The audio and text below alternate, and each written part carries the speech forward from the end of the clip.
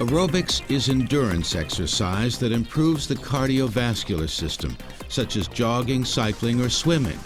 Or more specifically, aerobics is a method of physical exercise for producing beneficial changes in the respiratory systems by activities which require only a modest increase in oxygen intake and so can be maintained. Where'd that come from? Oxford English Dictionary. I gave it to him back in 1985 to put in 1986. That's what aerobics is. Dr. Kenneth Cooper is the father of aerobics. He coined the word in 1966 by adding an S and making a noun out of the adjective aerobic, meaning occurring in the presence of oxygen. 6 years earlier, Cooper, an Air Force flight surgeon, made aerobics the centerpiece of a fitness program for America's astronauts.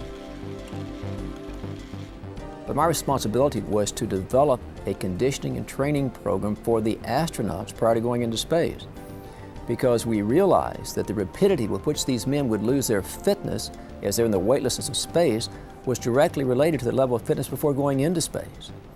And it was a survival situation, because if those men were so deteriorated after being in space for 1 to 2 weeks, in a survival situation, they stand up, they faint, they could die. By the mid-60s, Cooper's aerobics program was adopted by the entire Air Force. Still, many of his colleagues were openly skeptical about his ideas, including the use of stress tests to monitor cardiovascular activity and whether jogging would cause more harm than good. I'm afraid I was quite controversial during that time, not just among my Air Force medical colleagues. There was so much skepticism among my colleagues in general. And physicians in general knew nothing about preventive medicine.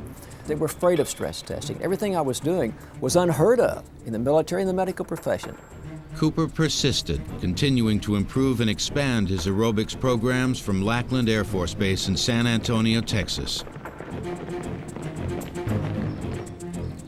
He demanded as much from the officers as he did the enlisted men. But while the military was getting in shape with Cooper, much of the public was sedentary. A 1968 Gallup poll estimated less than 24% of American adults exercised. That same year, Cooper described his methods in a thin paperback book simply titled Aerobics. Originally sold through coupons attached to tubs of margarine, the book, which among other things espoused the aerobic benefits of jogging, became an overnight bestseller. And people started jogging all over the world, and there was so much concern expressed by my medical colleagues that people are going to die while out there jogging, particularly past 40 years of age. I would see titles in medical newspaper articles that said the streets are going to be full of dead joggers as more Americans followed Cooper.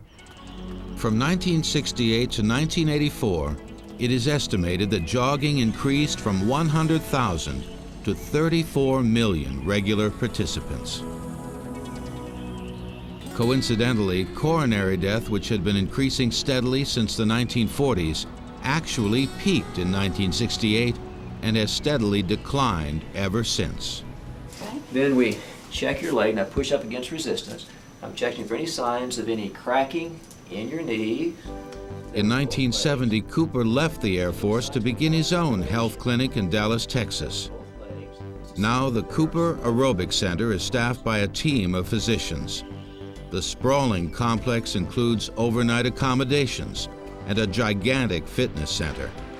It harkens back to the days of the Battle Creek Sanitarium, except state-of-the-art exercise and medical equipment have replaced the quadruple enema machines.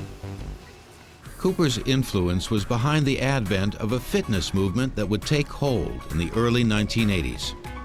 Aerobics would soon become associated with blaring music, leg warmers, colorful leotards, and actress Jane Fonda. In 1982, Jane Fonda came out with her aerobics video.